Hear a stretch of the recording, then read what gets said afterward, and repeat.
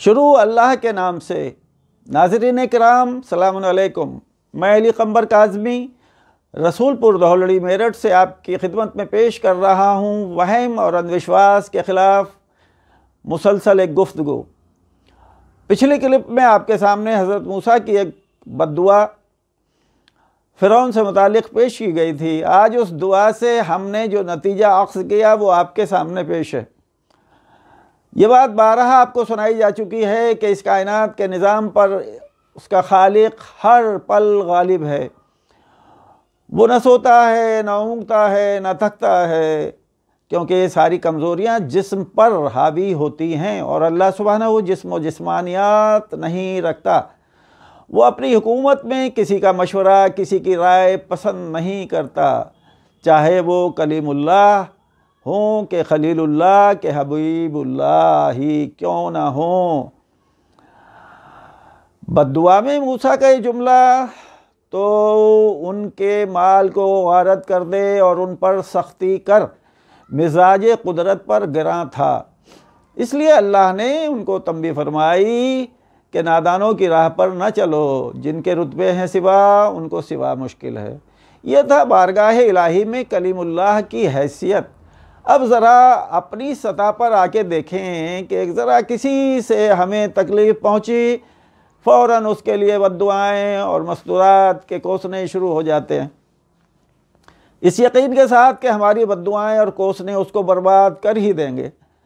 कुछ इससे आगे के इक़दाम करते हैं और किसी तावीज़ फ़रोश की खिदमत लेकर एक दूसरे के घरों में तावीज़ात डलवाते हैं ताकि वहमी लोगों को खौफज़दा किया जा सके, जबकि असल में इन सब बातों का न कोई नुकसान है न फैज़। इसलिए कि इन कारस्तानियों में कहीं भी अल्लाह सुब्हानहू की मर्ज़ी शामिल हाल नहीं होती। अब कुरान करीम की दूसरी आयत पेश कर रहा हूँ, जिसमें मूसा का सामरी के लिए इतना फरमा देना काफ़ी हो गया कि चल दूर हो, तेरी ज़िंदगी के लिए ये सज़ा है कि तू कहता फिरेगा कि मुझे न छूना, और जैसे ही तुझे कोई छुएगा उसे बुखार चढ़ जाएगा। सूरह ताहा आयत 97 मुलाहिज़ा करें। ये मूसा का इख्तियार नबूवत और अल्लाह सुब्हानहू से उनके राब्ते का असर था कि जिसकी बिना पर मूसा ने ये फरमा दिया तो ऐसा ही हो गया। इस कमबख्त को जो भी छूता था उसे बुखार हो जाता था। यानी आज की ज़बान में मूसा के ये कहने भर से ही अल्लाह ने सामरी के जिस्म में ऐसा वायरस दाखिल कर दिया कि जो उसको छूता उसे बुखार हो जाता। जबकि यहाँ मूसा ने बारगाह इलाही में भी कोई ऐसी बद्दुआ न की थी कि या अल्लाह तू सामरी पर ऐसा अज़ाब नाजिल फरमा। यहाँ सिर्फ कह दिया तो वैसा ही हो गया। सवाल ये पैदा होता है कि फ़िरौन के लिए बद्दुआ करना पड़ी और वहाँ अल्लाह की तंबीह भी हुई, और यहाँ बारगाह इलाही में अर्ज़ किए बग़ैर बात में असर हो गया।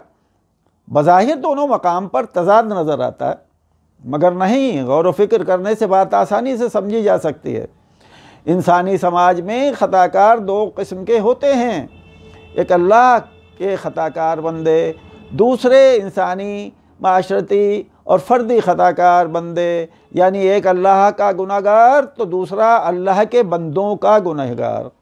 तो जो अल्लाह के गुनाहगार होते हैं उन्हें अल्लाह माफ़ करे न करे ये खालिस उसका इख्तियार है। फ़िरौन ने खुदाई का दावा किया था और अल्लाह के बेगुनाह बंदों को कत्ल किया था, इसलिए ये अल्लाह की हिकमत, मसलहत और इरादे से मुताल्लिक़ मामला था। इसलिए मूसा ने अल्लाह की बारगाह में गुजारिश की, बस ज़रा दुआ के जुमले में लफ्ज़ी ख़ता हो गई। सामरी चूँकि मूसा का मुजरिम था, उसने मूसा की मेहनत पर पानी फेर दिया था, इसलिए मूसा ने मिन जानिब अल्लाह मिले इख्तियार को डायरेक्ट इस्तेमाल करते हुए उसे अज़ाब में मुब्तला कर दिया। बाकी कल।